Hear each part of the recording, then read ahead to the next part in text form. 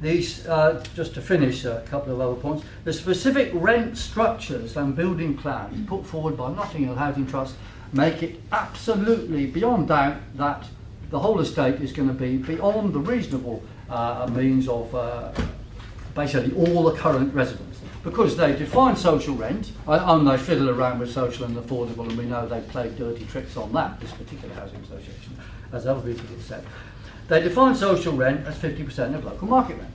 Okay, local market rent now is 4 times council rent, and you can see the adverts in the area. But when they finished building their luxury flats overlooking the park with penthouses and so on, which go for $1 million or 2 for various money launderers from around the world, the local rent is going to be very high, and half of it is also going to be very high. So it's out for all the current occupants. And this, of course, is totally against the plain, purpose of the demolition. The overcrowded nature of the new plans, I submit, Inspector, will make it a shadowy, dark and dangerous place. The building by the park is high there, and it's the park, as you know, because of the way it looks, that means it's going to shadow the whole rest of the estate. The council talk excitedly about this, that or the other, but to me it's completely stupid as a plan, in contrary to the spacious and green present Aylesbury. And I would say, to end, Inspector, the development is against the interest of and not supported by the people it is supposed to help, and must be rejected. The council must stop all demolition forthwith and revert to a democratic, accountable plan of refurbishment in conjunction with tenants and leaseholders. And Inspector, you have it in your hands to recommend to the Minister to stop this crazy, senseless social cleansing disgrace. Thank you.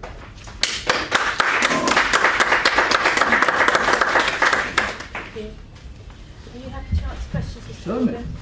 Corbyn? Samantha, do you have any questions for Mr. Corbyn? I do, Mr. Corbyn. Good morning to you. Good morning.